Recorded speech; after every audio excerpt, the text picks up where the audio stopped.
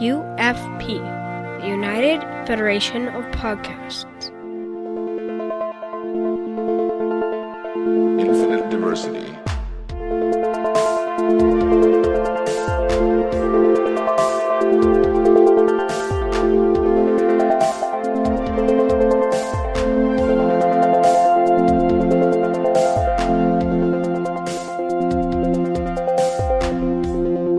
Live long and prosper, and welcome to Infinite Diversity, a Star Trek Universe podcast, here on the United Federation of Podcasts Network. I'm your host for today, Chrissie, and joining me today are my co-hosts, Justin and Brandon. How are you guys today? Justin, how's it been? I'm doing good, but I know somebody with red hair that you really don't want to give this stuff to. But otherwise, I'm pretty good. Good idea. Good idea. Oh, yeah. The adrenaline's gone through me, so I'm okay now. Yeah, I'm good. Good. I'm doing really good. I mean, I crash-landed, so I'm a little bit bruised up and whatnot, but I feel pretty good because, you know, there's life forms here, which means I saved everybody. So that's good. Yeah. Thank goodness for those impact shields. You might be dead. Yeah. And the heat shielding. Yeah, that helped too. So, very useful. All right. And joined with us today is Russell Skeet, radio host, and perhaps better known to our audience as one of the hosts of VulCon, the annual convention in Vulcan, Alberta. Welcome to Infinite Diversity. Hey, thanks for having me. I'm very excited to be here today. This is awesome. Awesome. Russell, it's been a while since you and I have podcasted together. We had you on for an episode of Warp 5 back when I was on Trek FM. And back in the day, yeah. What did we talk about? I think we talked about the episode with Clancy Brown in it. Yep, Desert Crossing. That was our big one that time. Yeah, that was a lot of fun. Yeah, awesome. I love that. I've been waiting impatiently for you to have me back. Yes, and we're glad to have you. And we're doing something special because we're going to do what we did with Lower Decks. We've already got you booked to come back for the season finale of Discovery. Good man. Yes, good man. So we're very excited to have you. I like that idea of maybe like bookending with a guest, and so that might be something that we continue on in the future. Good. So. Yeah. Yeah, I'm very glad to be here. Very excited. So anything you guys want to know or ask, I'm more than willing to make stuff up about.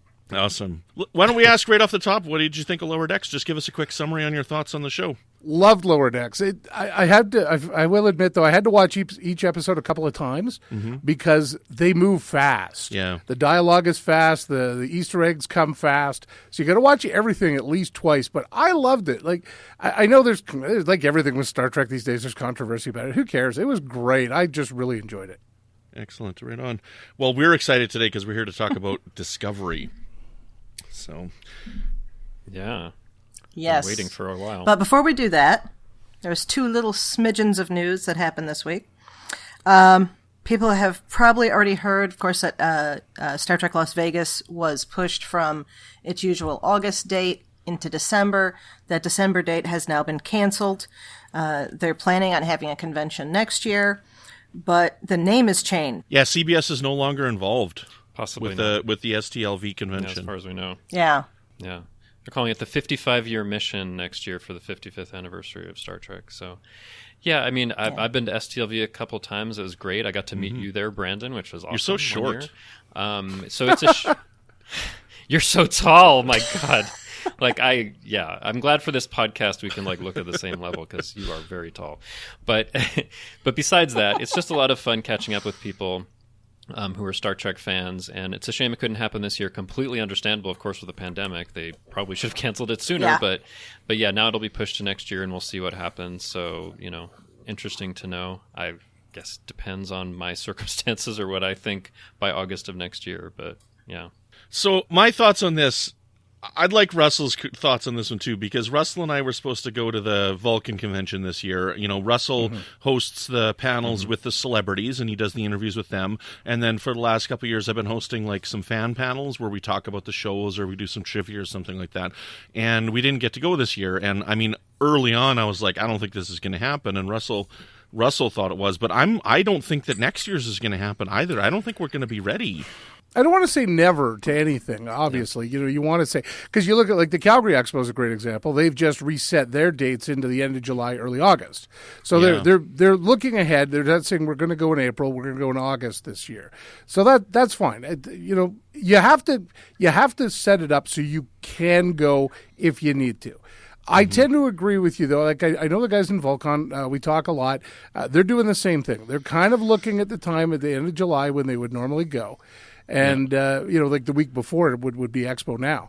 And you have to plan for it, at least at this point, and then just see where things go. I agree with you. I don't think it's actually going to happen. I think everything is going to be pushed to at least 2022 because unless you open the borders, nobody's going to come. You can't get groups of people. And even once they do open these things and they do have them, even if it's in a limited way, it's going to be a lot different. Like, obviously, everybody's going to have to wear a mask. How is it going to work for getting autographs? How is it going to work for photographs? I mean, do you stand 6 feet apart and wear a mask?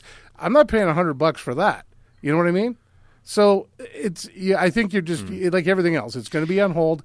I think they're going to find ways to do it, but how, I don't know. But also, I mean, there were some other conventions like Comic-Con and New York Comic-Con that chose to do it virtually with virtual panels, which for me, I kind of like because I'm never able to go to those because it's too crazy to get tickets or whatever. So in a way, I kind of liked this year that I was able to kind of attend those things virtually for the panels that they had there. And I don't know if things will move more toward that in the future. But yeah, it's uncertain next year, like, when is there going to be a vaccine? When is it going to be widely distributed? What are things going to be like even after that? So it's very uncertain. I'm crossing my fingers that it does happen, but I mean, I don't know, man, because maybe in the States they might be able to do something, but with us in Canada, I mean, if the borders aren't open, we got nothing, right? No.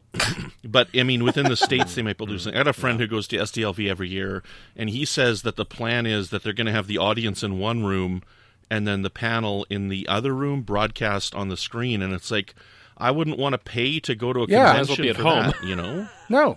Well, that's like, they talk about... How is that helpful, even? Because they're not in the same room. It's virtual. I don't know. Yeah. Like, they're talking about doing the Star Trek cruise again in 2022. They've canceled it for 2021. Yeah.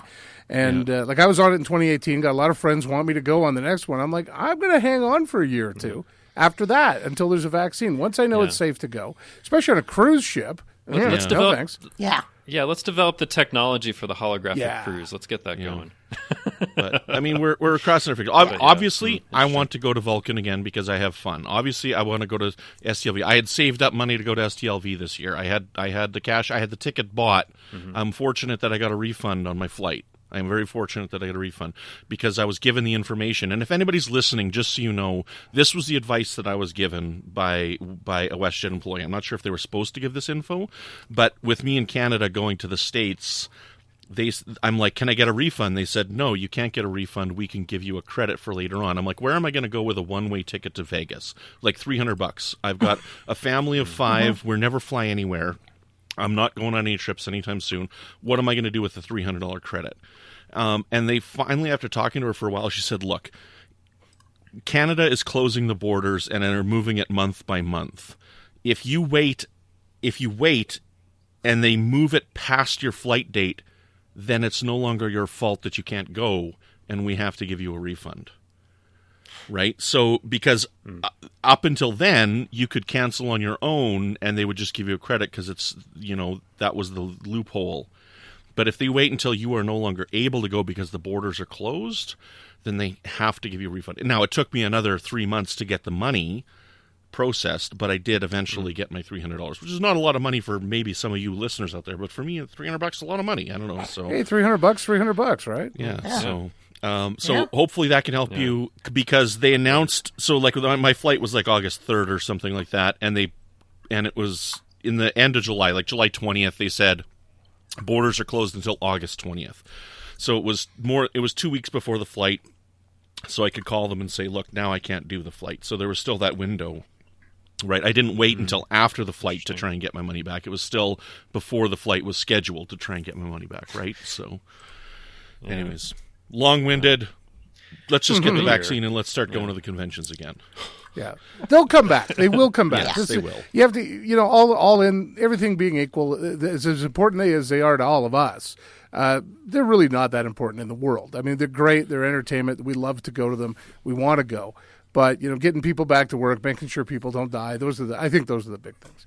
Mm-hmm. Yeah, absolutely. Yep. Let's see. The other piece of news for this week was the unnecessary official confirmation of Discovery Season 4. Well, it's always good to have something official, but we knew from everything that we'd heard that they were already getting ready to shoot very soon. So no surprise at all. But they had to wait until Season 3 premiered to actually make an official announcement. But cool. It's great. But they didn't have to wait until that for the official announcement because, like, when Lower Decks came out, they're like, we've got a 2-year contract. But that's expected for animation that it's 2 years automatically, but for live action, it's expected that it's like a year-to-year thing, and that you might wait until one season premieres before announcing the renewal of the next one. I don't know. Yeah, I can't think of the top of my head, but I know there's another show that I watched where they announced it was renewed before the first episode aired. I can't remember which one that was, though.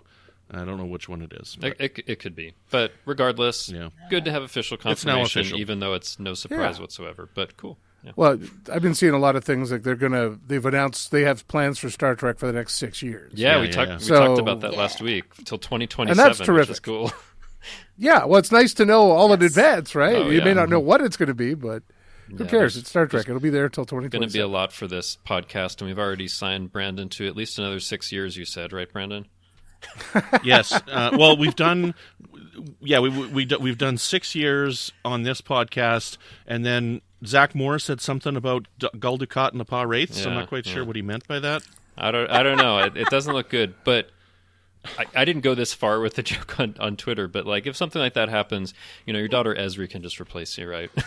Yes. We can get my daughter Esri to come on the show. Yeah, so that'd be perfect. But anyway, no, you'll live a long time and do this podcast for a long time. But yeah, it's great. There's all those. We're set for a long time. Stuff. Yeah. Well, so that's it for news. So the next thing, let's just get into our Discovery episode. The Hope Is You, Part 1. We don't have any information as to when Part 2 is going to happen. I know, because they announced like the next 5 episodes and none of them is Part 2. Maybe we'll talk about it, but they could circle back around to it later. But so we'll find out. This is Part 1. Mm-hmm. Yeah. Yeah, so it's Part 1. So initial thoughts and first impressions. Russell, I'm going to start with you. You can get into your thoughts on all of Discovery as well, since we're just, we haven't talked about this with you before. Okay, well, just a background on me for Discovery. I really enjoyed the first 2 seasons, was very excited to see the season premiere of the third. I was curious to see how it was going to happen, and it kind of went more or less like I thought. It'd be some chaos right off the top with Michael Burnham just kind of burning into the 29th century, I guess it is. 32nd. I can't. 32nd. Yeah. 32nd. Thank you. I'm glad you guys are here for that.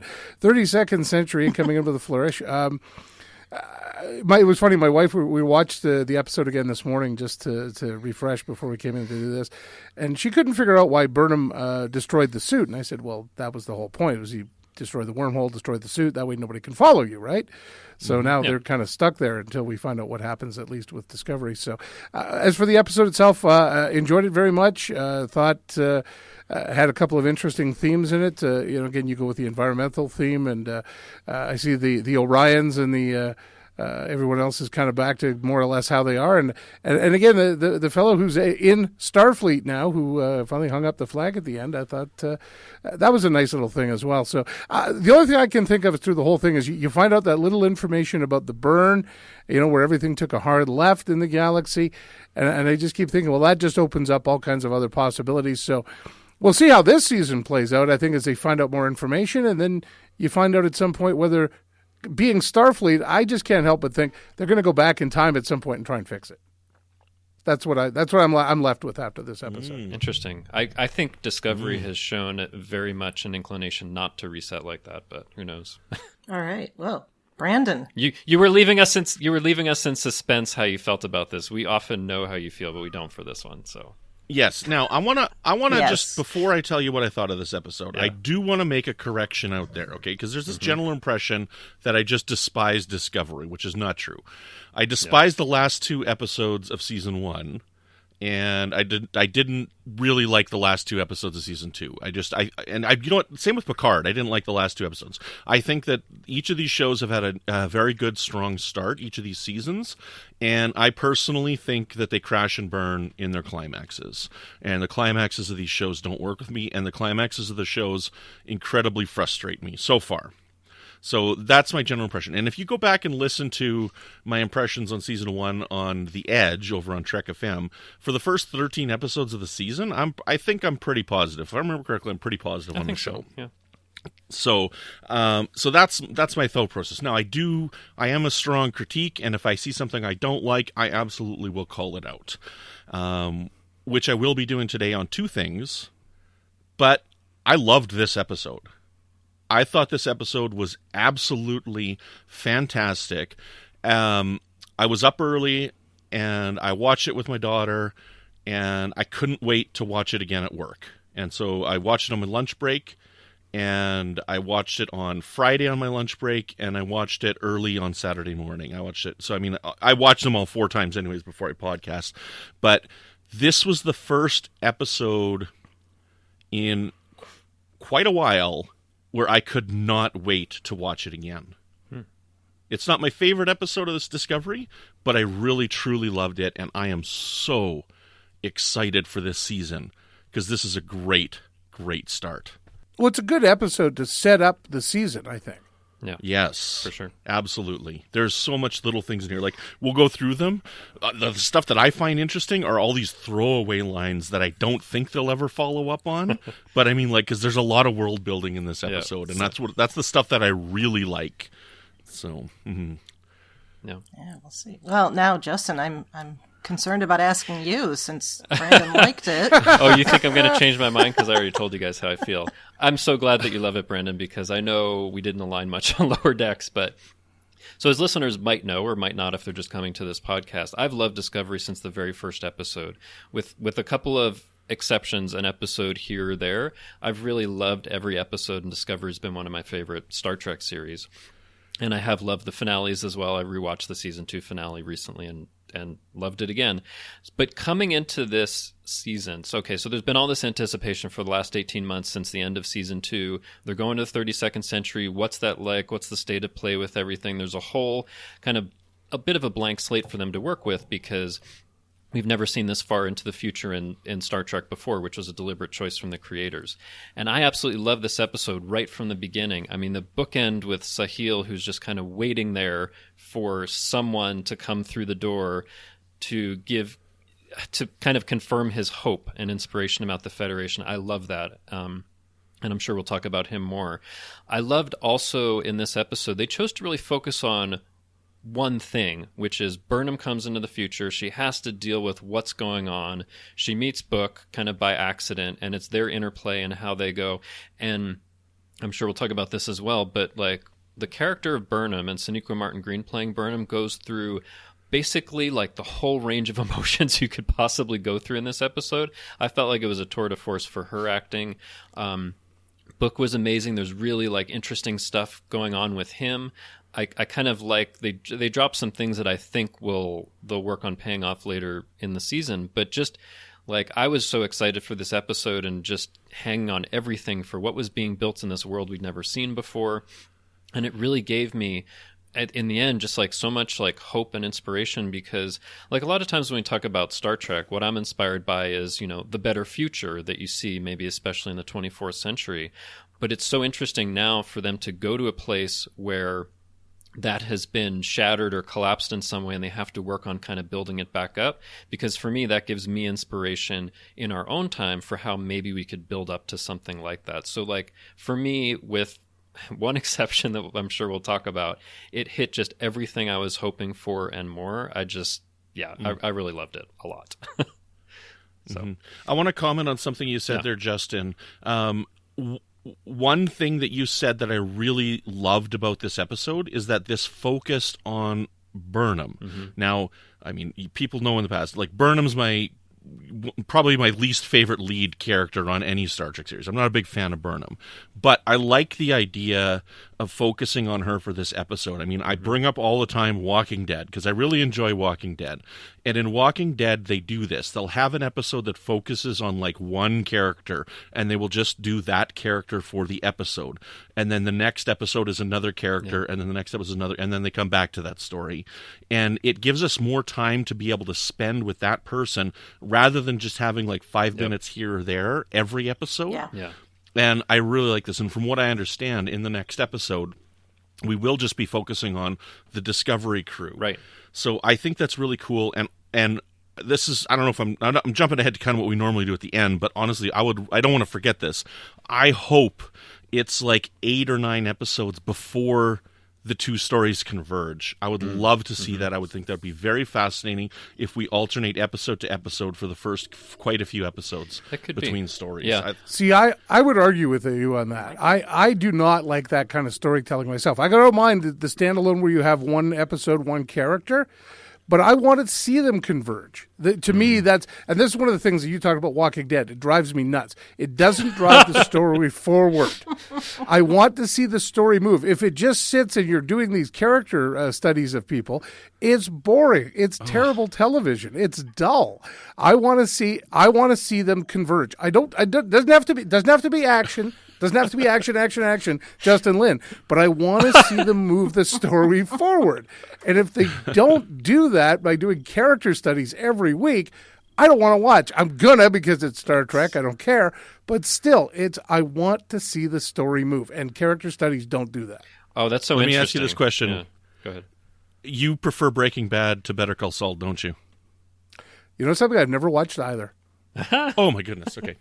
But like I know I'm a heathen. I haven't I either. know. My wife has. I'm not a big fan. It's so interesting you talk about that, Russell, because there are different kinds of storytelling where it might focus on a character study or it might focus on the action or the things that are going on. I kind of love both. But actually, for me, this episode felt like a character study of Burnham and of Book with some action in it. And I love character studies, but maybe that doesn't move as much for you. I agree with you. For a one-off, for one episode, that's fine. Okay. But if you're going to do it and then you do the Discovery next week and then maybe a third one back to Burnham the week after, and then like Brandon says, you don't bring them in until halfway through the season back together. It's like, no, you got to advance the story, and that's what people want. And again, I'll go back to The Walking Dead. You know, Glenn's underneath the garbage bin for how many episodes before we see him again? I mean, that cost him a fan base. You can't mess around too long. You got to bring them together and move the story. Okay, interesting. Chrissy, let's jump to you. What are your initial impressions on the episode? I loved it as well. This is kind of astonishing. We've got a unified front here. But this episode is broken. We need to start again. Obviously. Yeah. No Game of Thrones references. I had some because I've had issues with so many Lower Decks episodes. I had someone comment on Twitter who's like followed all these podcasts like Mirror Justin has gone away, the real Justin is back, who loves everything Star Trek. But yeah, we're all here loving it, which is I'm so happy about that. For me, it was a relief. I was like, I love this episode, and there's so much about Lower Decks I didn't, but this one, yeah. But sorry, continue, Chrissy, with your thoughts. No, you're fine. No, I loved it too, and it just, I wasn't like, oh my god, I have to watch this right over again right away. But I was very eager to watch it again to get into the little bits and pieces of it. I really think we've got a soft reboot on our hands. I don't know if that's the right term, but I think that's they are setting it up for that. I mean, one of the things that's pretty remarkable about this episode is there's one character, Burnham, that we've ever seen before. Like, that is they're just kind of like saying, okay, we're in a totally new landscape. And to do that where there's only one character you've ever seen before, and it's not like the premiere of the show as a whole instead of like a season premiere, is really unusual. But I think it really worked. But I think it's a bold choice for them to say, Discovery's over there, Burnham, but everybody else, like, she's being introduced to that. Yeah. See, I like Chrissy's point saying it's a soft reboot, and I agree, because not only is it a soft reboot for the Discovery characters, but you think about, like we talked about earlier, the show itself is almost getting a reboot because they're now out of that canonical period of the first two seasons, and the sky's the limit. So what they've done is they've not just rebooted themselves. Let's reboot the entire Federation too, because we're not going to this rosy 900-year future. Yeah, it's kind of a reset for the entire Star Trek franchise, because everything else you've had either the Federation or a United Earth Starfleet to deal with. And you don't have those as much. So it's kind of like you're taking everything that you've relied on in every Star Trek series before and saying it's not like that anymore, which I think is really interesting. but they've given you that glimmer of hope, right? Yes. Because there's still a glimmer of Starfleet there, and you can see it in Burnham's eyes. She's like, in some way, shape, or form, we're going to reform this. We're going to get it together. We're going to get it back. We're going to figure it out. And so they're giving you, and like you said, Justin, there's that bit of hope, which is the important part of what Star Trek is. It's hope. Yeah. One thing I wanted to point out, I read a tweet online, and I didn't even notice this, okay? So, but once it was pointed out to me, I thought it was actually pretty awesome in that this is like the first episode of Star Trek ever where it's like all aliens, and the only humans that we see are people of color. Pretty much. As well. I have that. I made a note of that. I think there's one minor exception for a background character, like when they're on the Sanctuary planet, but basically for the focus, that's absolutely right. It's like people of color and aliens, which has never happened before. And I didn't even, and like you don't even notice it. It's like, oh yeah, these are the characters we know, whatever, humans, aliens. You don't even think about it, but it's a very like, cool thing that they did. I'm glad you guys pointed that out. I never. Like you don't think about it as you're watching it. Yeah, I think about this a lot now, especially with BLM, right? Yeah. And I watch Star Trek, and I think back to how diverse it has been over the years. But now when I watch Star Trek, I don't even think about it. It's just like, yeah, there's black people in the future. There's this in the future. There's that. Just watch it without even thinking about it. So, yeah, I guess it's a good point. I don't know if I should be thinking about it or not when I watch. I just watch and not worry. But I was like you, Brandon. I didn't even realize it until I saw that tweet, and I was like, "Oh, really? Oh, yeah, that's the case." Yeah. So. Yep. I noticed it at the very end when you see there's a seemingly white person. I don't know if it's supposed to be human or alien, kind of in the background on the Sanctuary planet, and that was when I realized. And it was like, wait a second. So that was really cool. I think that's a very good thing. Representation is important, as we've heard and said a gazillion times over. So, well, again, it's what Star Trek's known for and what they've always been known for. Yes, and they're doing it better now than they used to, which is good. But we'll get into that when we get the other characters that are coming in. They're more aware of it, I think.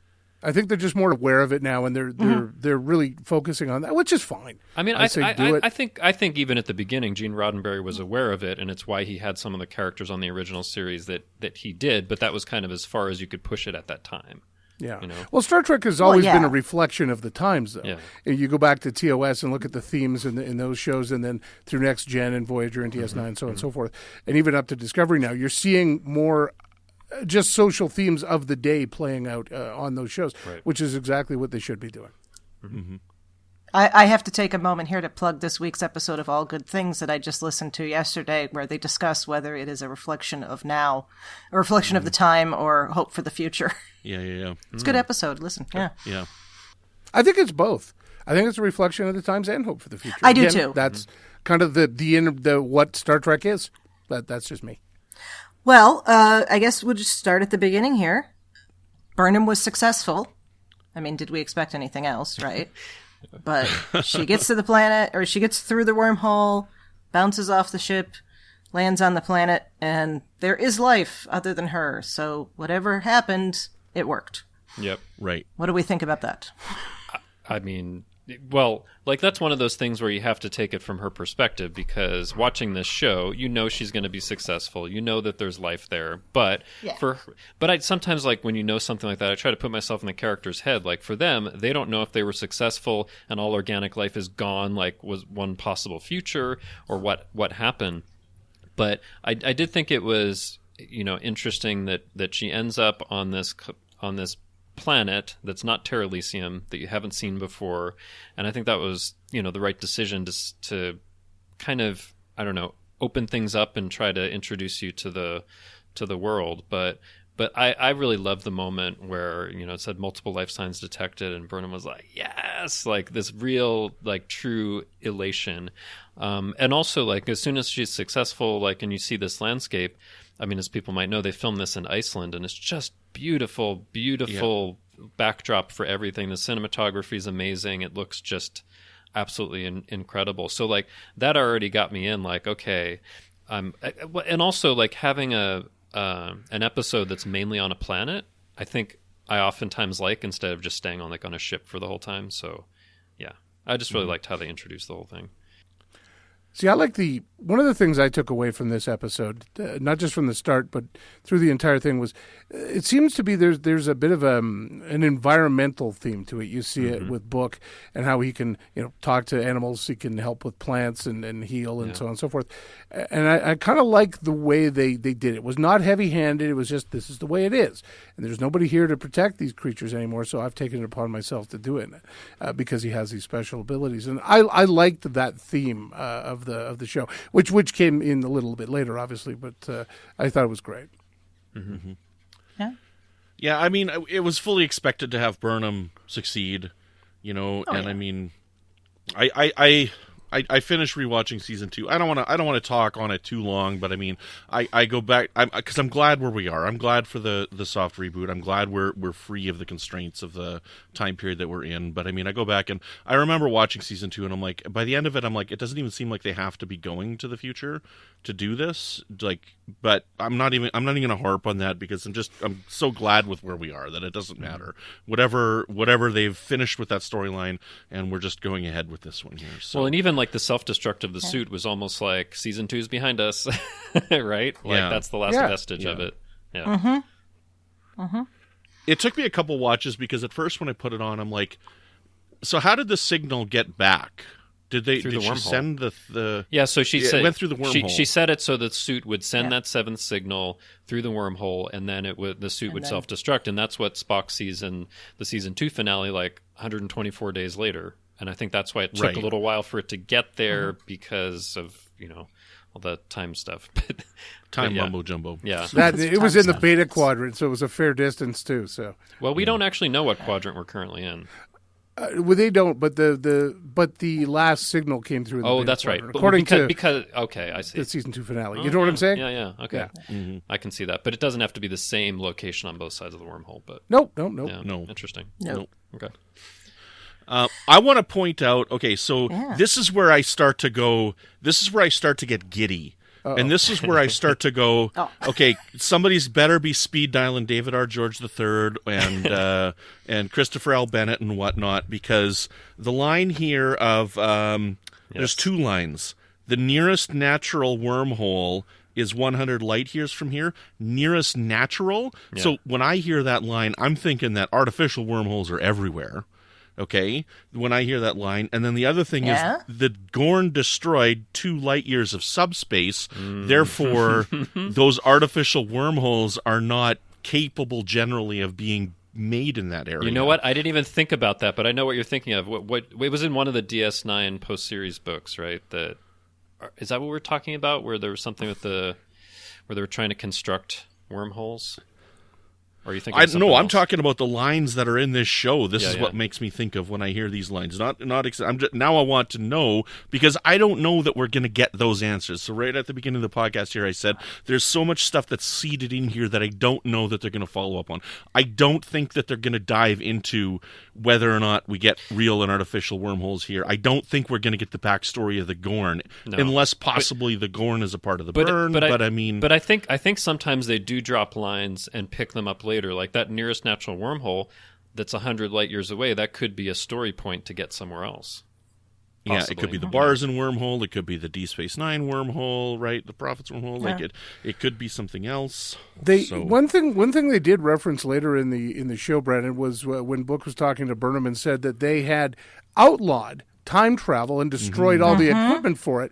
Makes me think that that's where that might tie back to, is that guys had used wormholes to time travel and cause all kinds of problems. And that's where I was thinking it was going anyway. Well, I think that final closure for the temporal Cold War also, I think. But, Yeah. But, I mean, we also know that you don't need specific technology to go back in time. I mean, like, Captain Kirk just went around the sun, right? You didn't need anything special for that. So, I mean, so in one line, they're acknowledging that the temporal Cold War is over, but, I mean, it's not like they can't come up with some other way to do time travel, right? No. Yeah. They have outlawed going around the sun. Yeah. At Warp 9, Yeah. Yes. Yeah. Talking about the Gorn's destruction of 2 light years of subspace. First of all, the first thing I thought of when I heard that was the Omega particle. Okay. Yeah, so I've seen a few people talk about that, but I don't think it has anything to do with that. But That's what popped in my head. And the issue from Force of Nature, too, if that was it. Mm-hmm. But then I started thinking about how far does this actually go? Because if you're talking about 2 cubic light years of subspace, I mean, that would be... There's got to be some way around it, and above it, and below it. And 3-dimensional space? That, yeah. But wasn't there an episode where there was some type of weapon that destroyed subspace? Like, I'm thinking Nemesis...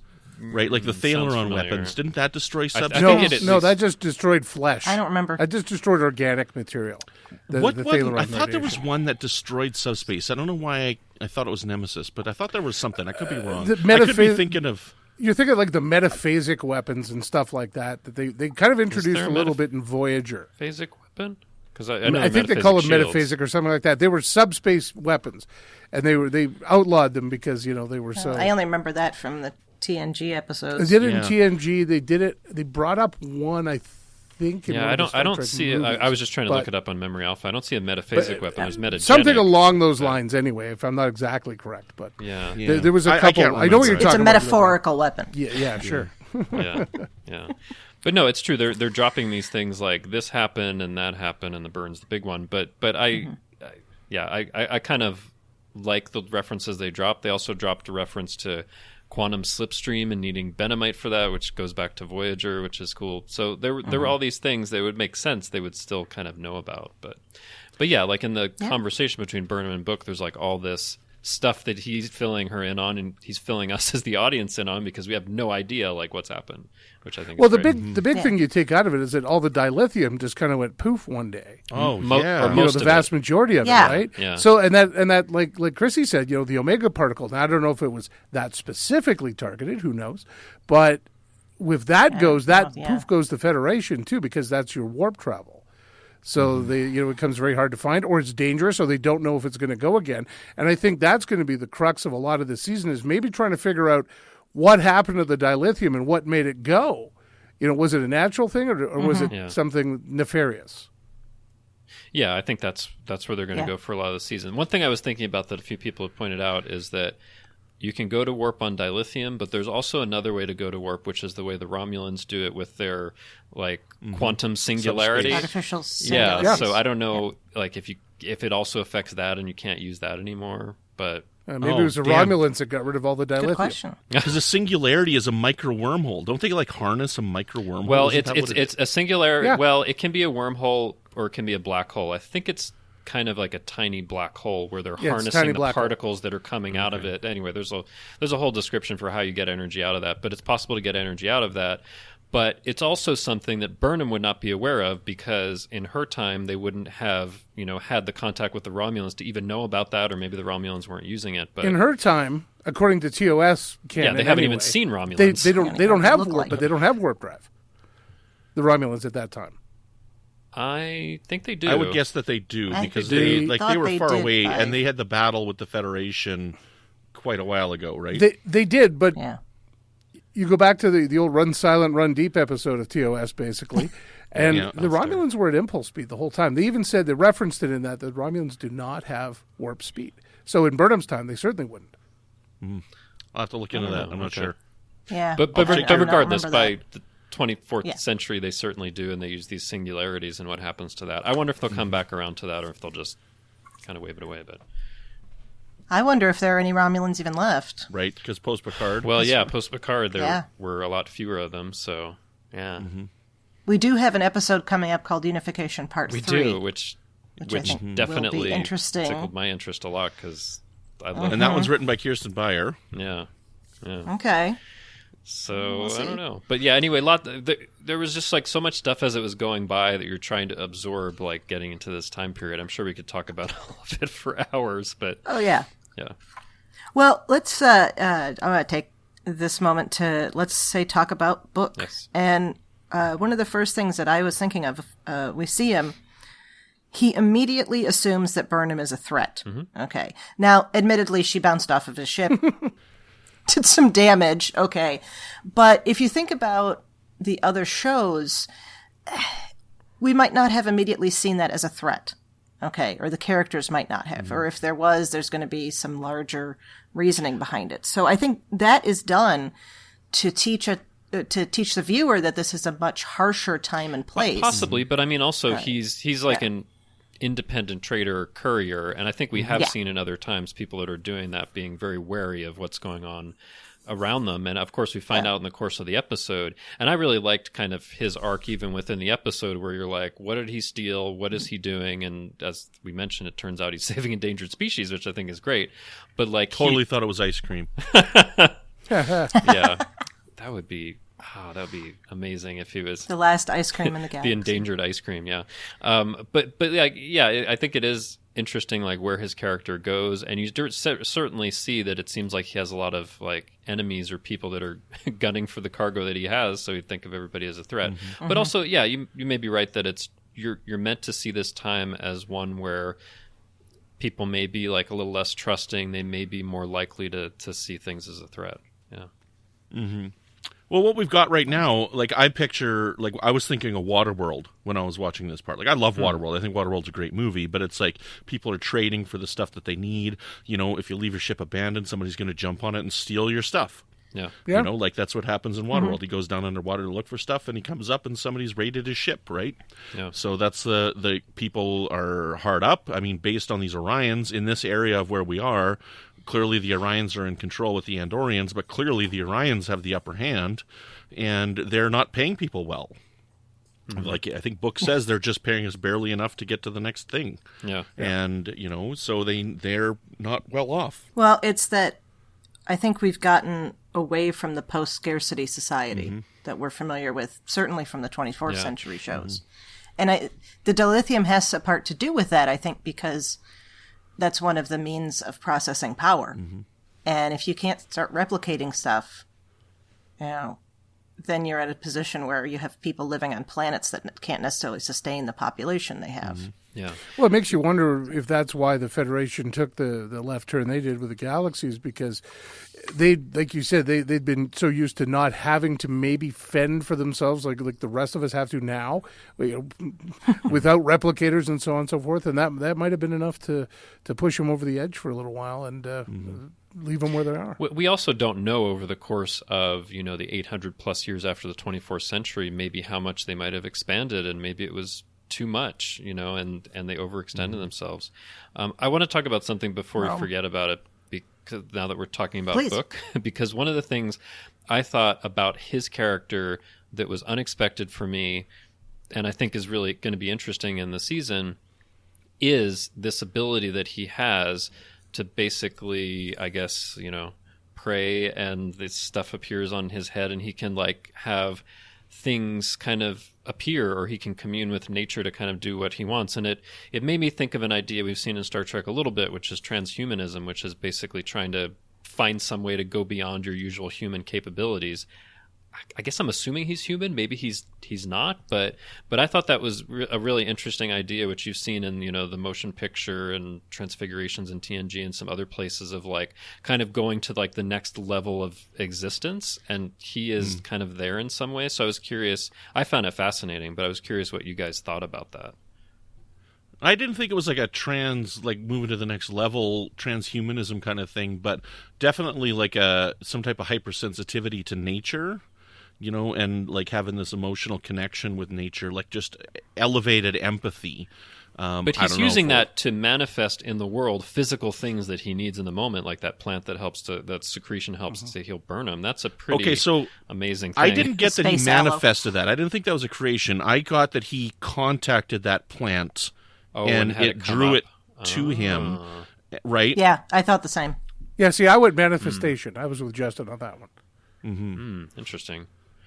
Not necessarily manifestation. Like there was a seed there, it grew, and hey, look, there's aloe vera. You know. Yeah. Oh, yeah. But I mean, he clearly has some deep connection with like his surroundings, and you know, where does that come from? What's the language he's speaking in? Like, where does this come from? Is he human or something else? So that was something that was unexpected that I really liked, because I don't know where it's going, and also something that's happening, I think, in this episode to an extent, is talking about belief. Like, I think to an extent, Book has like this belief that he can kind of have that connection and manifest things, and Sahil and Burnham, and I'm sure others later, will have this belief in the Federation. It feels like they're going to have kind of a theme of belief systems and what they can lead to, maybe more than we've seen since Deep Space Nine. I thought that was just interesting to think about. Mm-hmm. And I have a belief that you will eventually love Lower Decks. You must have much faith for that. He was trying to contact the koala that whole time. That was the... Oh, yes. What does he know? Sorry. What does he know? Yes.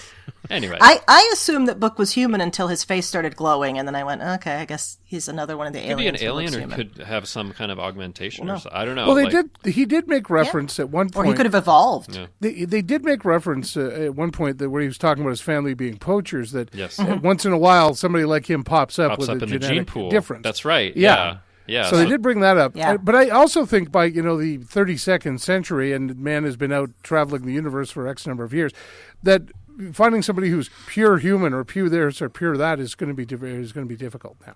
Mm-hmm. Good point. That's true. Yeah. That's true. Yeah. Yeah, there's a million and one possibilities there, and I mean, maybe he just ate too many tacos. Maybe. Headlight tacos, yeah. So Yeah. could be. Or Okay, so let's talk made me about. snort. Can I talk Okay. about the thing that I really didn't like? Yeah, So there's sure, one why thing not? that I really didn't like in this episode here, okay? And to me, this is just the Discovery writers that they can't help themselves. And this is the pretentiousness of the directing style that they've got to do for this. I did not like Tilly Burnham whatsoever. Her like when she's high. no, I did not like Come that. on! I do not like that kind that. of humor. I don't like Tilly to boot. And for her Oh, to just man! Supportive. Tilly Burnham I know. was not good. Not just that, though, but the direction.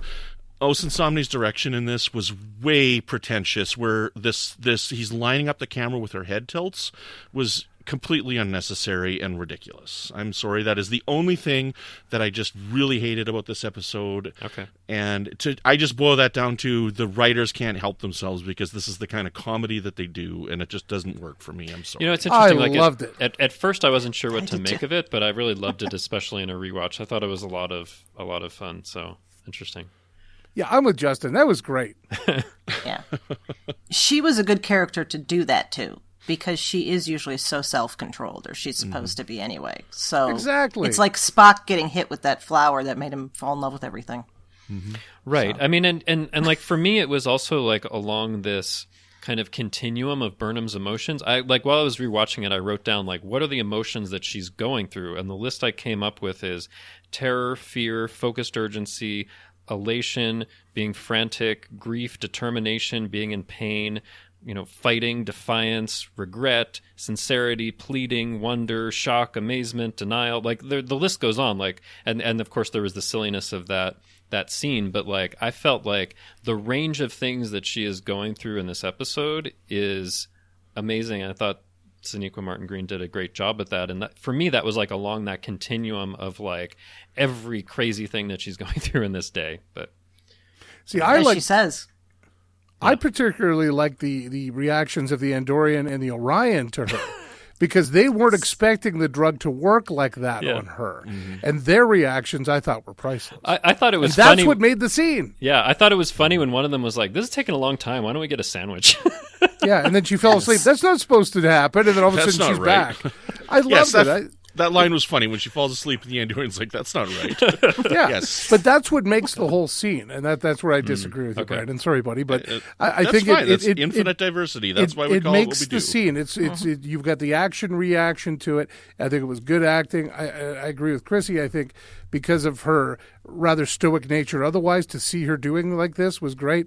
And I'm sorry, but how dare you not like Sylvia Tilly? What's wrong with you? So That's a whole other You are a conversation. horrible, horrible human being. Okay, let me go back on that. Okay, so when I was watching Discovery Season 1, Tilly was my favorite character on the show. Yeah. And then we got to the last 2 episodes of the season 1, and I remember being on the podcast and saying, I really hope they do not turn her into the comedic relief of the show. And I distinctly remember people saying, calm down, that's not what they're doing, you're blowing this out of proportion. And that's exactly what they did in season 2.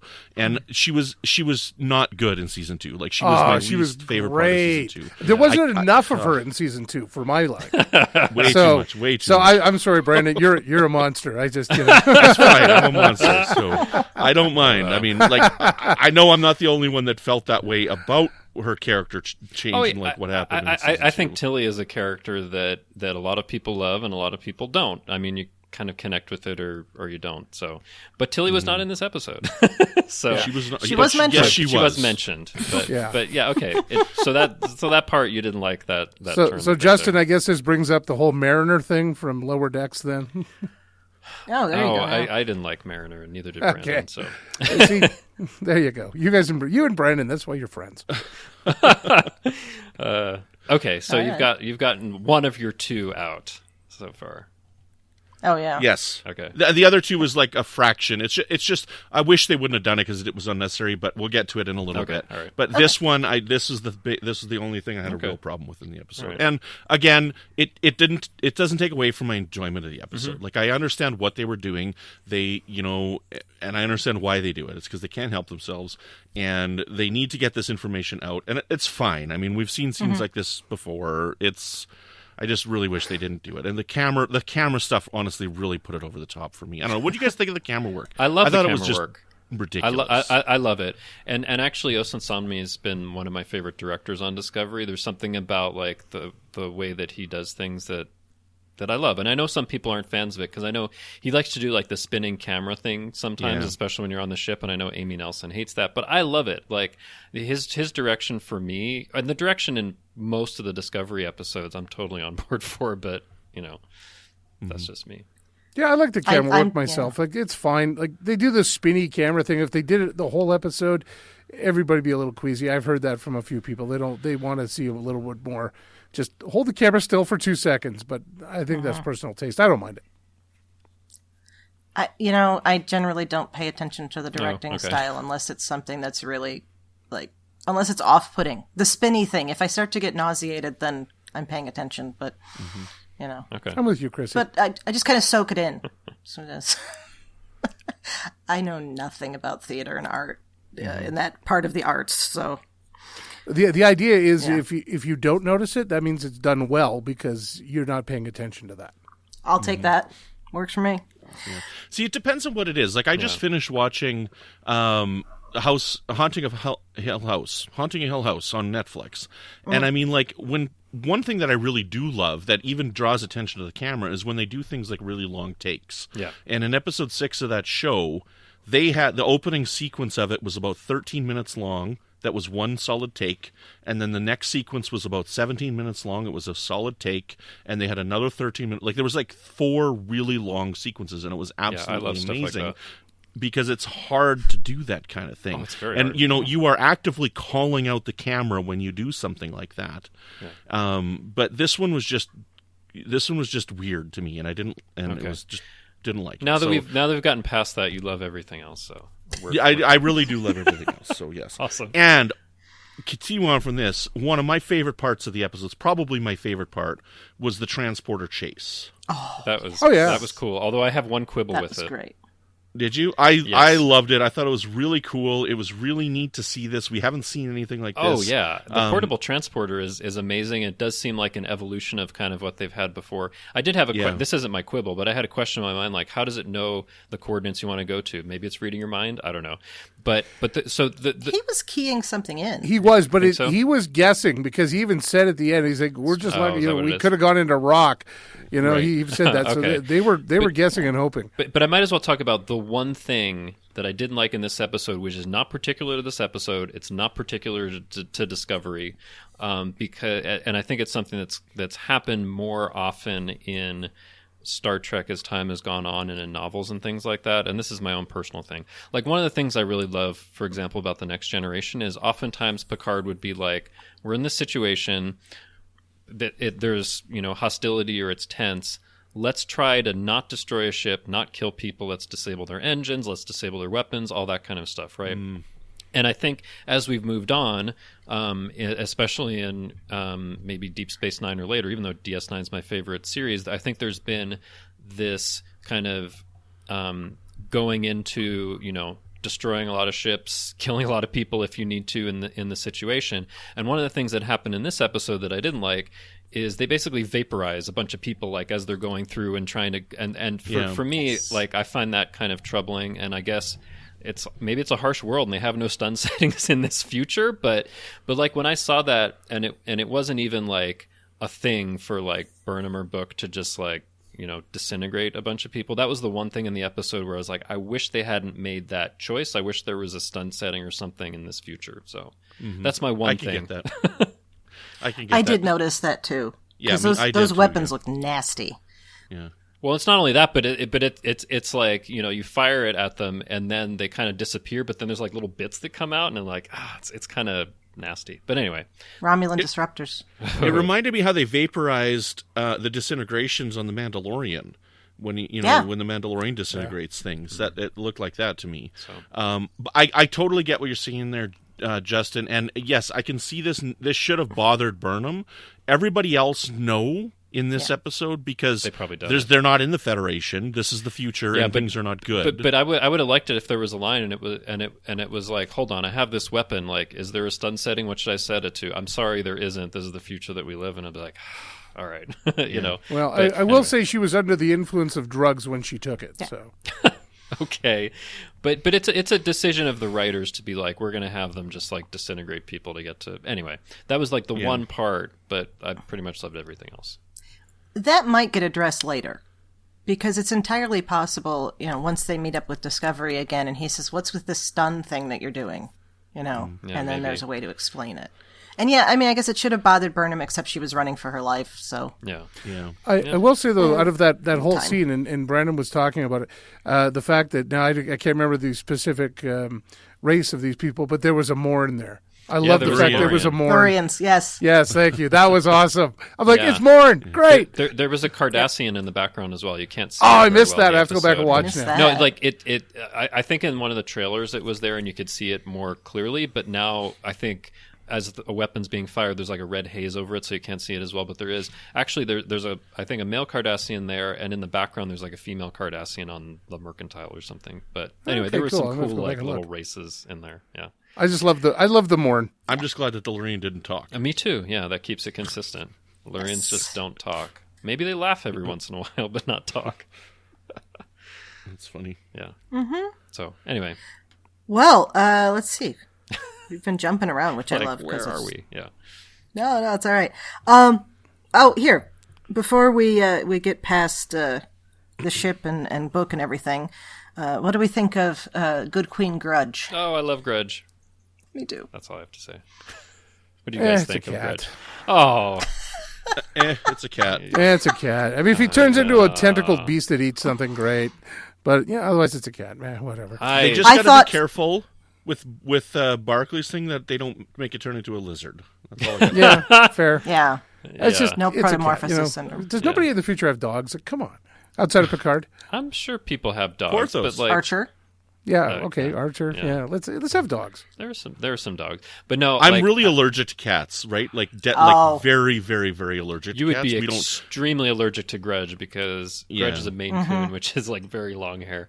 But anyway, I'm with you, Chrissy. I love cats. I have 2 cats. It was amazing. I wanted to see more of Grudge. But also it tells you something about Book as well. Like, and probably should have been an indication toward the beginning. Like, he's an animal lover. This cat is important to him, so it makes sense that he would be, saving endangered species. But I loved it because it was, for me, sometimes when you have an animal like that as part of a series, it gives it a different feel, a feel of more like, I don't know, being at home or something like that. At least for me, like with Enterprise and Porthos, I love that. It was like, dogs running around on the ship, and it feels more like a home. And to me, for the ship, the Nautilus, like having the cat there, it felt like home because Grudge would be like on a console or over there, and I'm like, I can imagine myself doing that because that happens for me at home. But sorry, it doesn't work for you guys. See, I like the bird that was the alarm clock. The hollow alarm. Obviously a clock. hologram, but still cool. That was cool. Can you guys explain to me, please, the joke? Because I don't understand the joke of the name Grudge. Because she's heavy and she's all mine. I don't get that. Because you hold a grudge and it's heavy, and Yeah. nobody else cares. Yeah. Okay, I didn't Holding a catch that. I grudge, didn't yeah. understand. I mean, that's the only thing I thought of. Yeah, Maybe you guys Yeah, I think Chrissie it got it makes, right. differently. It makes sense. Sure, okay, Yeah. I didn't get that. That's Yeah. fine. I I'm was- just disappointed as a Canadian that more people don't have moose for pets. Oh, you It's mean a little you big mean- for a ship. Oh yeah, you mean like the one you have in your house right now as a pet? Sure. Yeah, he's Yeah. upstairs. Yeah. Bullwinkle, I call him. Yeah. Well, I lost my train of thought just now. Grudge is a queen. Wow. Okay. I was calling her grunge for a long time. Grunge. And I guess I wasn't the only one. I've heard some other people talking about, just threw in the N for no reason. But one thing I do have to say, we've established that she's a Maine Coon. Well, and I don't think they said it on the show, but she doesn't need to have a thyroid condition then. Maine Coons are huge. Maine Coons Yeah. can be the size of like small dogs, They can be pretty big. But medium-sized dogs. So Grudge- that just kind of struck me as weird. Grudge also has a Well, thyroid I feel condition. represented on screen now because I have a thyroid condition. Okay. And Okay, that's well, not then even a never joke, so I'm represented on screen in this form of this cat. Okay. Awesome. And that's the bottom line right there. Grudge will In shape a not funny into a Canadian. thing. Yeah. I do have a thyroid condition. It's okay. all under control, but I do have one. Okay. Okay. Well, that's good to know that it's under control. Okay.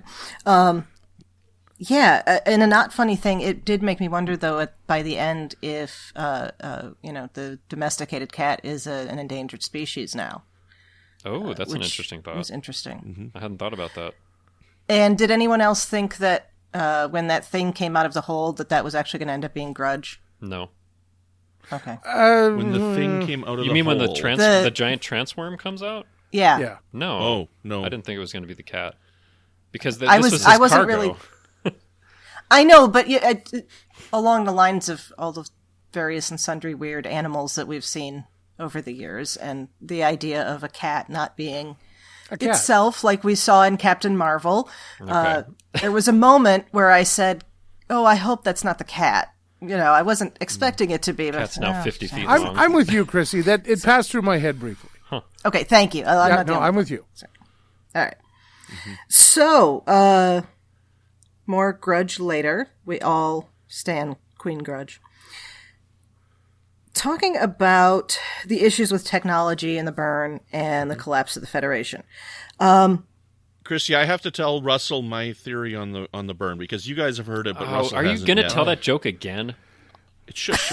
Okay. Don't well, ruin it for me now. No spoilers. It's terrible. Go ahead. So Go ahead, the and then we'll burn- talk about dilithium. I know what the burn is. The Federation took a hard left, so Bernie Sanders is still around.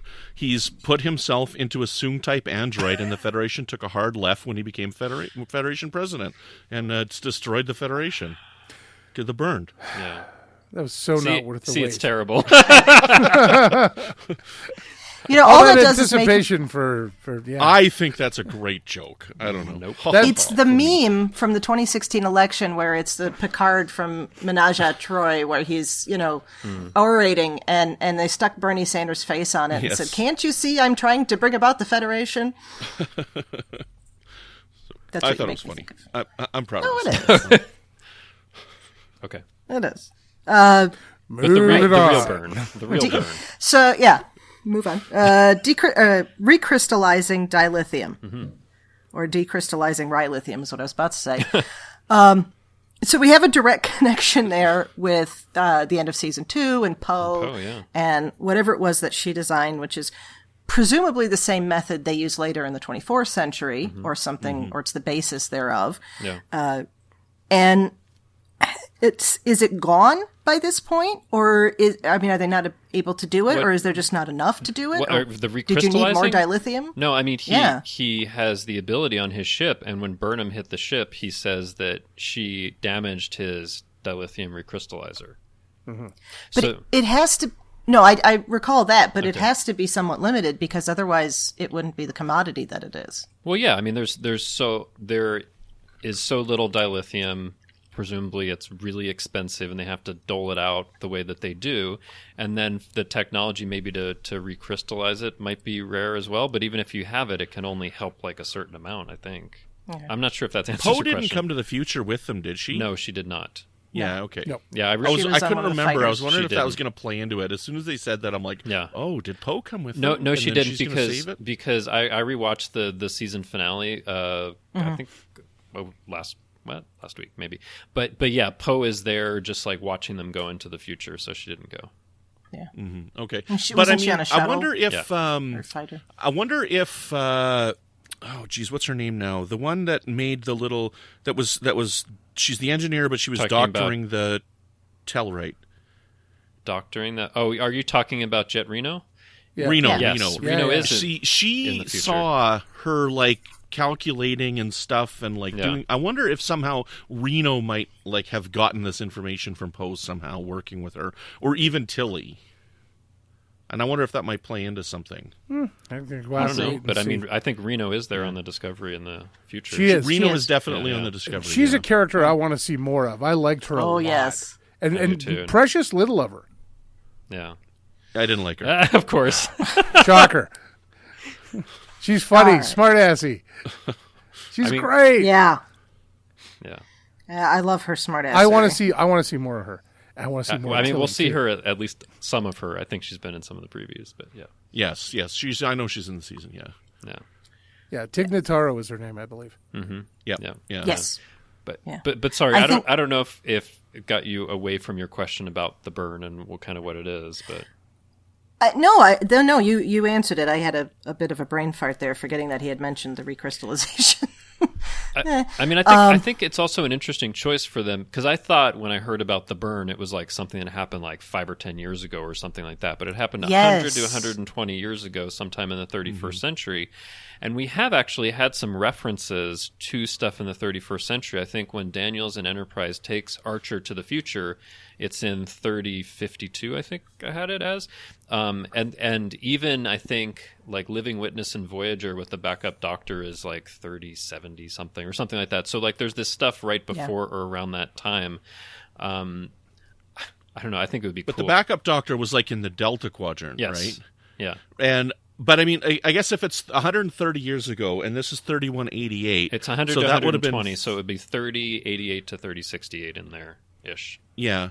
So it would be cool if the backup Doctor was still around, but yeah, that's not that long after Daniels took it to the future. Now I realize that he prevented that planet from being burnt up, right? Like when he went to the future and they were stuck there, like that didn't happen. That was Earth, wasn't it? And that was that an Earth alternate future for Earth, yeah. Yeah, like it was an alternate future, but I was also kind of thinking maybe that would have been the burn. Huh. I wonder if preventing that is what caused the burn.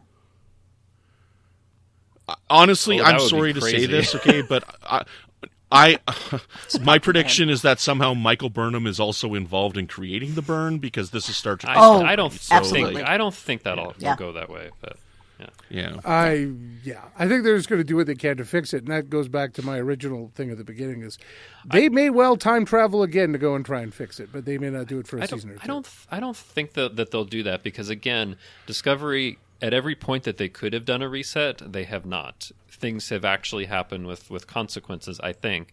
I mean, I think where, like with some event like this, there's a couple of different possibilities, right? It could be somebody from the 31st century that did something that was an accident or deliberate to do this, right? Or it could be somebody time traveling from some other era to do it. But I don't think the Discovery crew has anything to do with it, or that they're going to go back and reset it, I think. But I don't know what the solution will be, or because I think they're setting like, this is what happened, right? And then I think you'll find out the burn was caused by this, right? That helped destabilize things, and that will give them information to help rebuild the Federation back up. That's where I think they're going. Yeah, I think I agree. They could go that way. I think you can go that way, or you can either not necessarily go back in time, but by doing something in the future, fixing the past. Or they could just or they could fix the present, because they could do that too. Part of it. either way brings good plot and story and character development. I think one of the things that's going to be important is the Discovery still has its spore drive, can actually travel to any place, I think, in the known universe, right? And so as long as the mycelial network is still functioning. Let's assume the mycelial network is still functioning. They could have.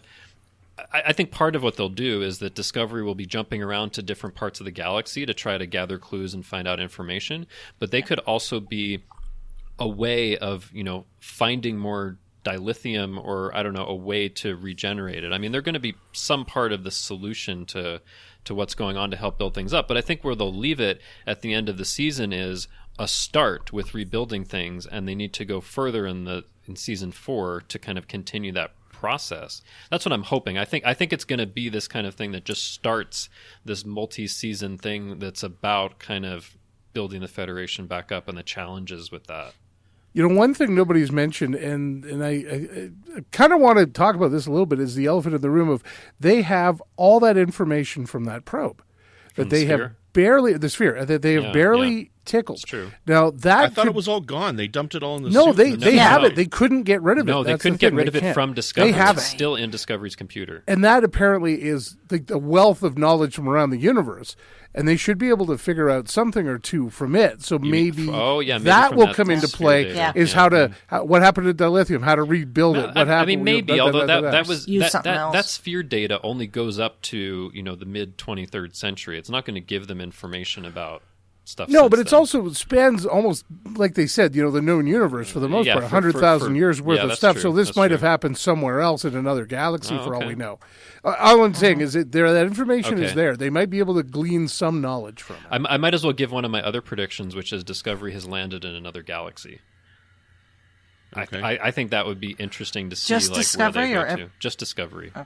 Okay. See, and I think that Discovery is just because of the temporal thing. They just got slingshot forward a little bit farther. It could be, that they're arriving in like a few years. I think we're going to find years or something, maybe. A few years, few days, few weeks, few months, decade, maybe. I don't know. Because Burnham's hair, hair. Look, I don't know hair. I don't grow that long, but that's a couple of years worth of hair growth that Burnham feels like has. a lot. Yeah. But, unless she has extensions, but probably. Yeah. Also possible. I'm going to go with yes.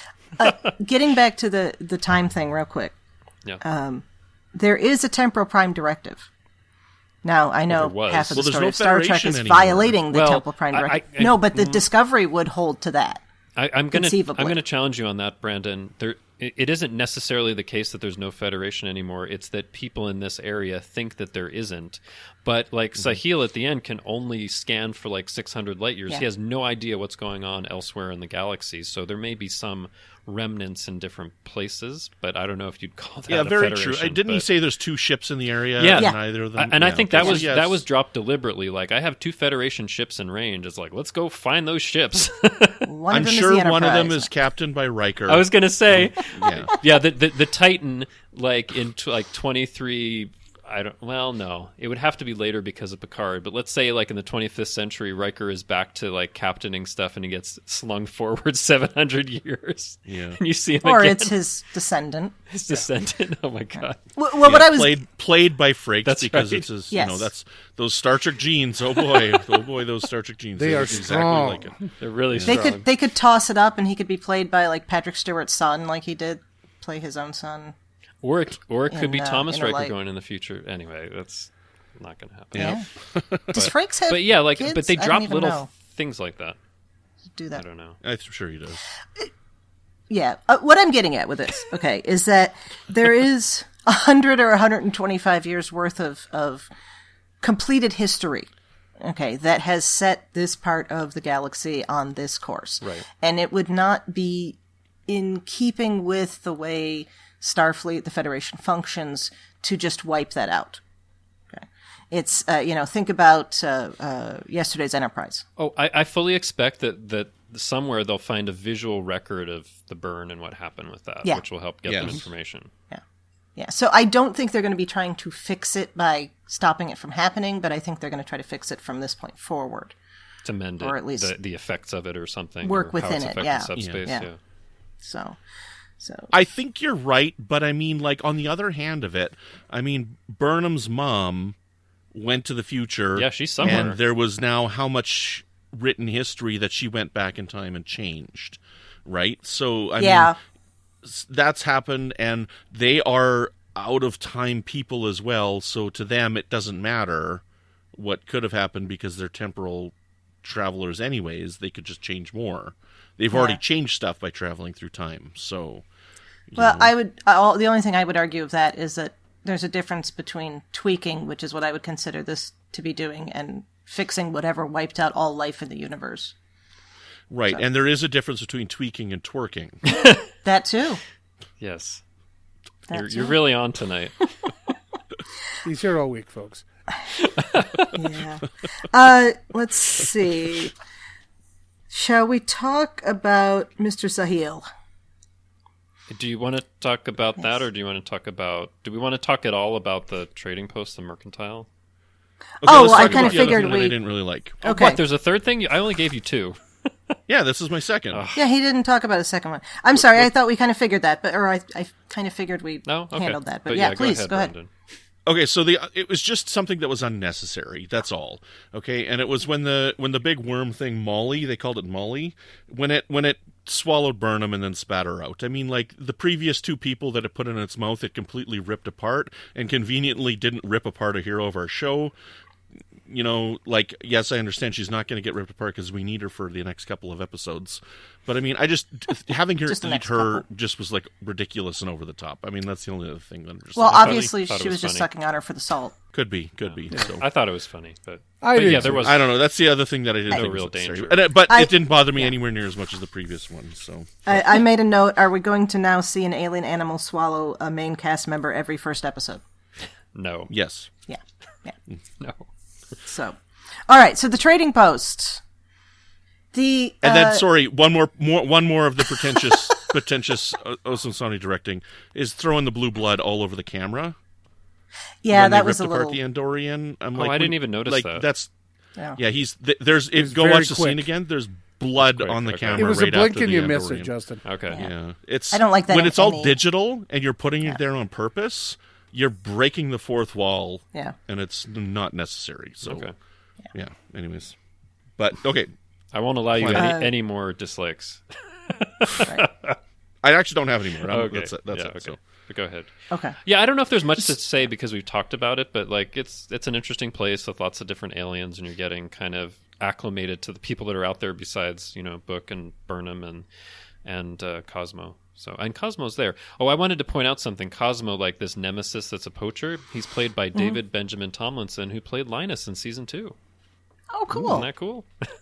And was he of the species that made Bashir have that weird hallucination on his 30th I don't think birthday? it's No, that I don't think species. so. You're Kind of looked like him, though, right? He- Are you knows thinking so. of Uridian? Yeah, but I think it's supposed to be a Beetlejuician.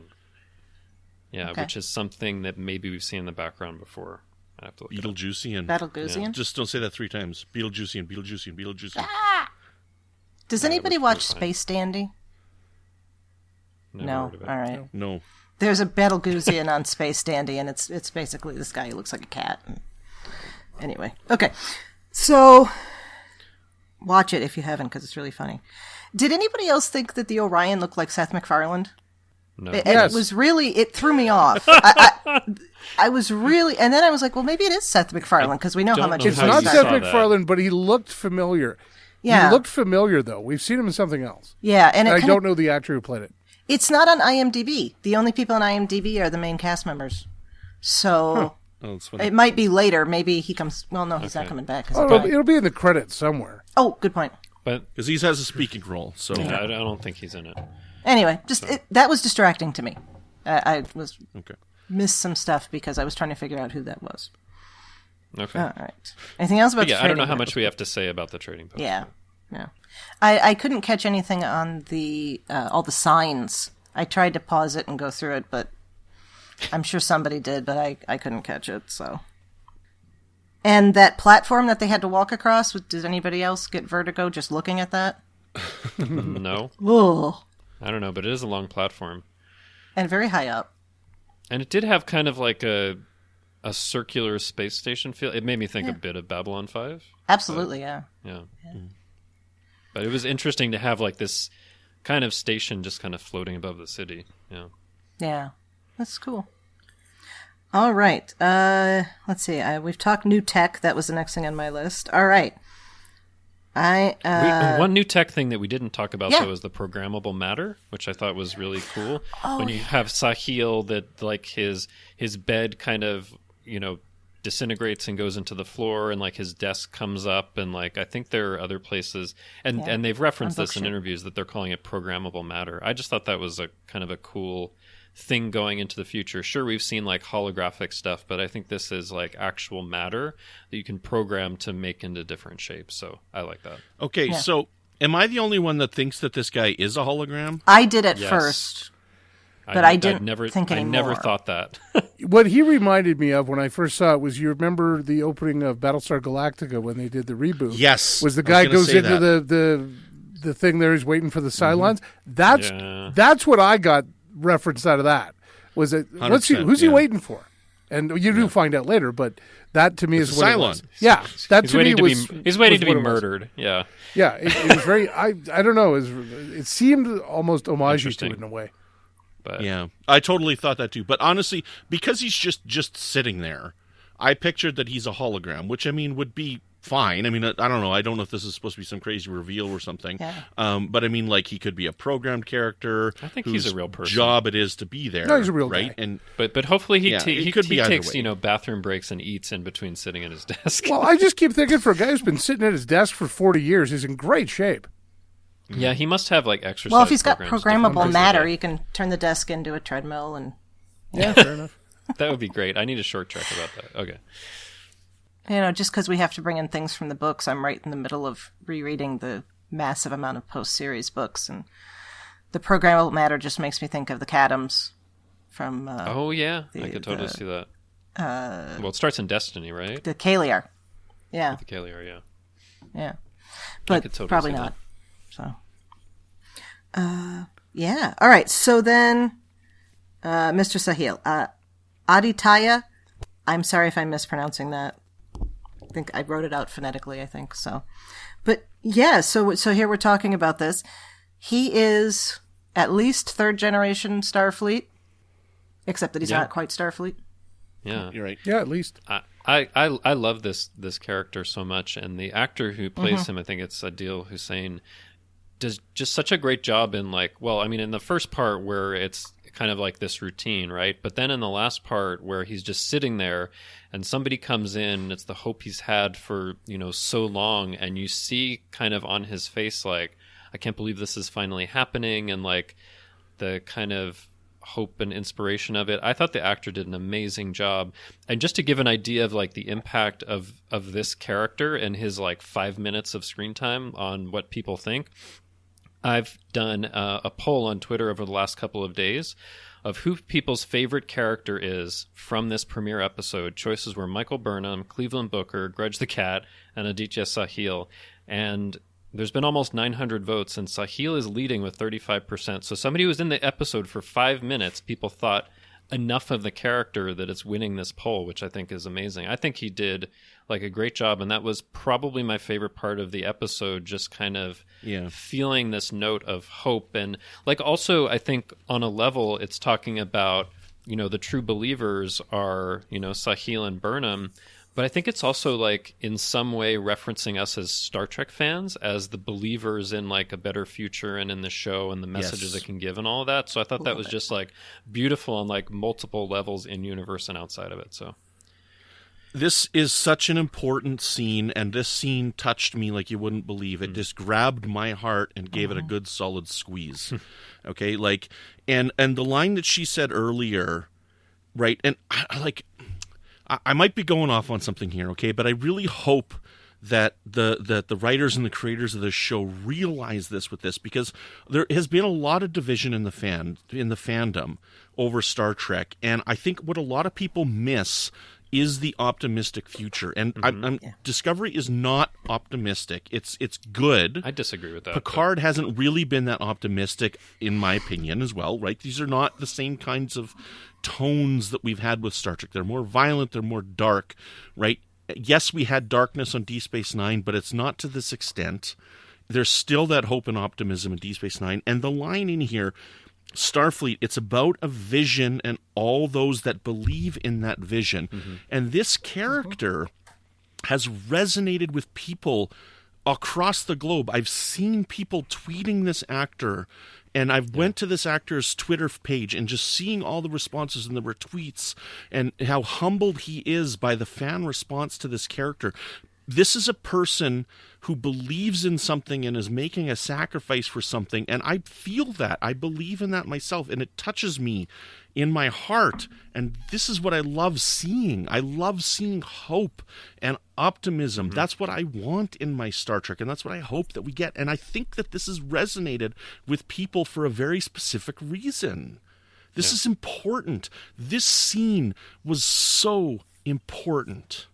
Yes, I completely agree with everything you said. And like in some ways, this scene is one of my favorite things in all of Star Trek because it just kind of encapsulates, I think, what we love about the show and what it can inspire in us by what it's inspiring in these characters. And I think by making that kind of the climax of the episode, there's not like some climactic fight or battle or anything like that. The climax is hope in the episode. I think that says a lot about where they're going in the season, and I think that'll be a consistent theme, and I love that, and I think it does hopefully have the ability to kind of, no matter what people have thought about Discovery or newer Star Trek series, unify them around that idea. So yeah, I loved it like so much. And the trailer that we saw looks hopeful. Mm-hmm. The trailer gives the season a hopeful feel. Yeah. You know, and so that's part of what I'm really looking forward to this. I'm just glad that in the final scene of this episode, somebody didn't reach out and rip out his eyeball. No eye violence, Brandon. No eye violence. No eye violence. No spoilers no eye violence for the second episode. Yeah. Yeah. But yeah. And his line too. Hope is a powerful thing. Yes. You know? Oh. Yeah. I loved it. It was so good. I don't know what else we can say. Yeah, no, there isn't anything else. I hope we see a lot more of him. That's all. But I do want to point out something, because I think on the outline you've talked about like what the hope could be, and yes, it's called That Hope Is You. And at the end of the episode, Sahil says, "That hope is you, Commander Burnham." But I think called it. I called it. Sure, but I think throughout the season that's going to expand, right? That hope will also be the people on the Discovery, the believers elsewhere. Uh-huh. It's going to kind of like expand outward until the hope is a greater group of people building towards something better. So it's like it starts with this one person and what they're kicking off, but it's going to become so much bigger than Burnham, which I really like. Yeah. I did. I had a note here of all the things that the hope is, and the hope is very obviously Michael. Yes. Mm-hmm. But Book becomes the hope for a bit. Michael says to him, quote, "The only thing I can do right now is trust something or someone, and I'm sorry you don't want it to be you, but it's you." And trusting someone in that situation is hopeful. Mr. Sahil and his flag is a representation of hope. And then, of course, he says, "Hope is a powerful thing." And then Burnham cuts in saying, "Sometimes it's the only thing." So there's a lot going on here, and I hope we're going to get more than a yay Michael Burnham story. Because I love that. That's fine. I think we will. It's fine. I think that we will. I think we will. Justin, do you remember when they started production of season 3? Let me see. I think it was sometime. Because I have an idea on this. Yeah, I think it was like sometime spring or early summer of 2019. Yeah, that sounds right. So just over a year ago. Okay, so year and a half. Okay, look, year and a half. I don't know about you guys, but this is what I kind of was thinking at the end of this here, okay? So for those that don't like political talk, I don't know, maybe skip the next bit or whatnot, but this is what I was seeing in this. Mm-hmm. And that, like, a lot of the Star Trek right now is writing as a reflection of our times, and what I see is a reflection of our times here. And as much as it bothers me in media and whatnot to see this extreme self-importance of the United States as portrayal in media, that is kind of what I'm seeing here, okay? And that what they're saying is that, like, we are at a hopeless time in the Federation. The Federation as we knew it is gone. And now we've got this thing coming back to bring back the good of the Federation and replace it and make it better again. And, you know, like, bring back the good, and we've got these hopeful people coming in with a hopeful message of the Discovery crew, and that's what's going to be the spark that's going to ignite the change, is this hope. And to me, I think that they're making a comment on the state of the United States, right? So, like, that's what I see in this. Yeah, and the world. And the world to an extent, but it's always been kind of from a U.S. perspective. Well, but yeah, like I think one of the things Alex Kurtzman said in an interview was, we didn't realize it at the time, but when I rewatched the season, it feels so much more relevant and meaningful in this year in 2020 with everything we've been through than it would have been last year. So there's something to that. Yeah. Right. Well, Starfleet's always been the U.S. military, because that's Roddenberry's. That was what he was coming out of. And I always read the Federation as the United States. So that makes perfect sense to me. Yeah. All right. Well, along those lines, I actually had something written down here, and I'm just going to say it now instead of saving it for later. As regards the hope thing, the title is Star Trek at its most basic. The hope is all of us. So it's reading the hope is you. The viewer should be reading that as themselves. The hope is all of us, that we strive to improve ourselves and our society, and to maintain that in the face of forces and people who might change it. So I think that is all encompassing of this. Yeah. I mean, I love that. There's just so many ways to read it in so many levels. Yeah. Can I talk about something that sometimes we do talk about, sometimes we don't? That's the music. I love the music in this episode, and I think it's amazing considering that because of the pandemic, they had to have musicians in their homes record each individual part as part of, like the orchestra that was playing it, and piece it all together. It didn't sound like that at all. I thought it was beautiful. Like, it worked like so well from beginning to end for me, so I just wanted to put that out there. What did you guys think of the music?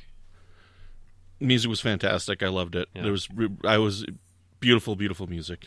Yeah, and it's incredible. They had to piece it together from, I don't know what they have, a 30-piece orchestra or something like that. They had to piece together like all the different parts, which is incredible. That is so cool. There's lots of canon connections, but I think we've covered the big ones. I want to point out one that I love that it was kind of a throwaway line, but when Book is talking about, like, dilithium is scarce, I don't have Benamite for the slipstream drive. And he said tachyon solar sails, or, well, he swore, but like he said they're really slow. And I'm like, tachyon solar sails, like in the DS9 episode Explorers, which I love. So that was one of my favorite things that they just threw in there. Yeah. So that's it. I think otherwise we've gone over a bunch of different pretty much everything connections to canon, because there was a whole bunch here. Yeah. Something you mentioned earlier, maybe prediction for a canon connection.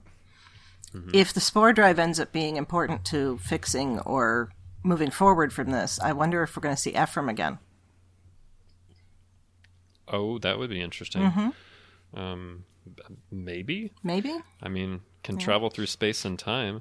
Exactly. So, if we're talking about predictions, Book did say in this episode that he comes from a family of poachers, and he had to kind of leave his home planet behind. I think as part of this season, somewhere we'll see his family or his home planet.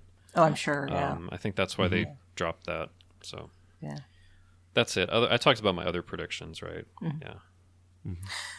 All right. Yeah, I got no predictions myself. I'm just waiting to see what's going to happen here. So I'm looking forward to it. I think it's exciting that, like, next week we're going to focus on the Discovery and their story and what they're going through and what they pick up. Like, I think it's really cool. Russell, any predictions? For next Comments week? on any of this? No, I'm or the season. Yeah, just in general. In general, in the season, like I said, I think they're going to, well, quite frankly, they're going to find their way through this new reality, figure out what's what with what, and either try and fix it or live with it. And being Star Trek, I think they're going to do their best to maybe try and fix it while they improve things where they can. Maybe get Starfleet back together, or the Federation, should I say, and see where things go. My curiosity going into this season, now that we know more or less what caused the burn was the dilithium, just exploding, was what caused that, what can they do to fix it, and what can they do to continue on with space travel and everything like that, and rebuild the Federation with it. So That's where I think it's going to go. It's just going to take a few episodes, like we talked about, just to where are we, what are we doing, where is it, what is our place here, and once they figure that out, they'll go. Yeah. All right. Are we good to go into final thoughts, or do we have anything else to cover? We're hitting our usual almost 2 hours. I think I'm even spent on my final thoughts. Yeah. I mean, I'm pretty close to spent on one. I mean, the only thing that I'll say again is I loved it. It just was like it was a fun adventure at the same time that it was really hopeful and moving. So it had like a lot of the best things that I like about Star Trek. So that's all. Mm-hmm. Yeah, I'm just looking forward to more. I want to know more of what happens to these people and why. I'm very excited about it. Yeah. All right. And I really want to know what happens to Sylvia Tilly. I need to see more. Just to grind Brandon's gears. Love you, buddy. Just as long as they pull back the nonsense of like her being so awkward around everybody. Like that's but just it's what not I nonsense. Want them to tone it's part it of down. who she is. Exactly, it's part of her character, and I think it's part of her charm. And again, I've known you long enough, Brandon. You and I have had good chats about stuff like this, and I get where you're at. I really like her as an actress, and I really like her character. So I'm hoping we see a little bit more, but for your sensibilities, slightly subdued. Mm-hmm. We'll see. All right. So, Russell, we greatly appreciate you joining us today. Thank you. Well, thank you for having me. I appreciate it.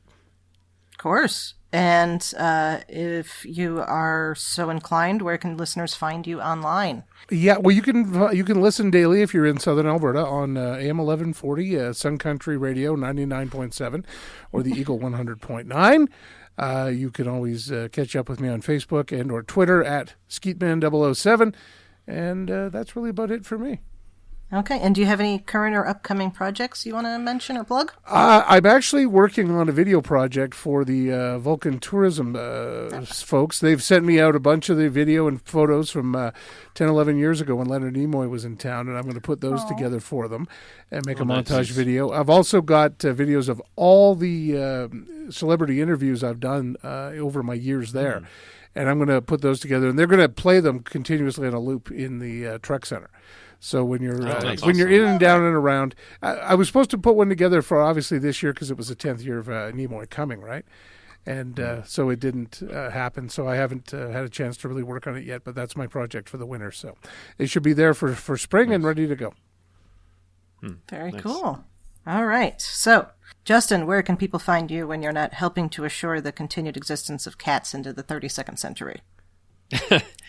I'm doing that now by trying to feed and water and clean litter boxes for our 2 cats whose descendants, well, they're not going to have descendants, but cousins might make it into 32nd century. So you can find me on Twitter. I'm at TrekFan4747, where I tweet about nothing but Star Trek.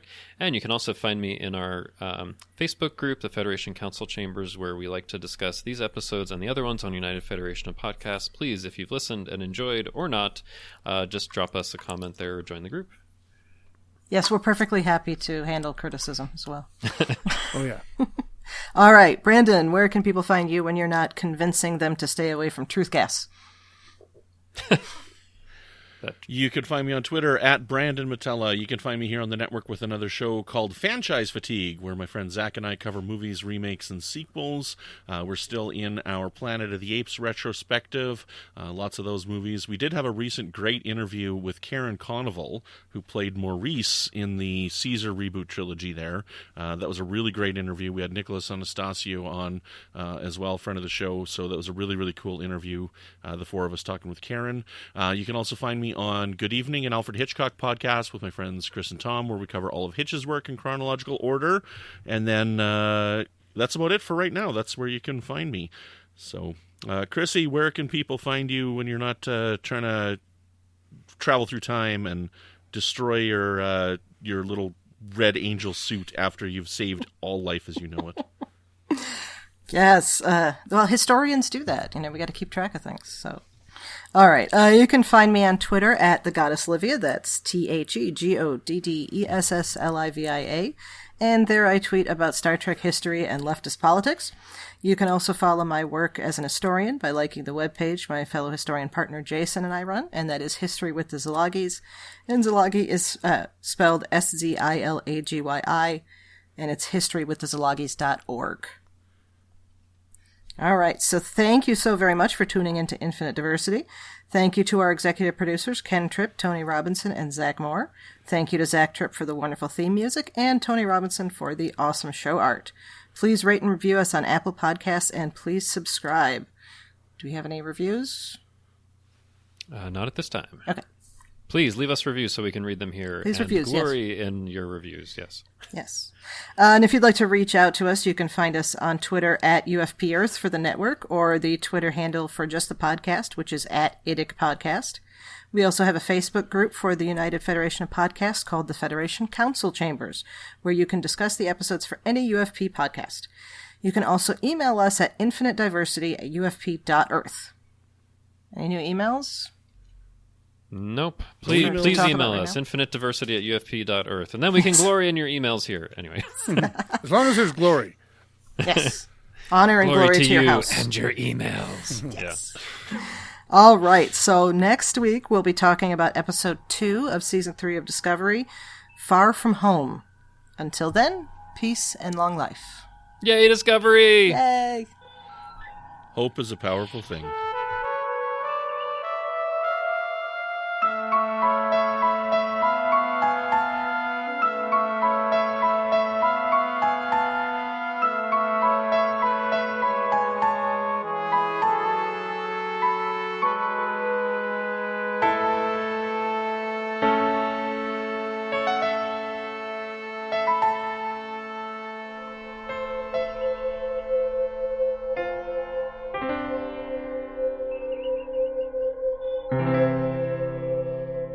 This has been a production of MTMR Media Works.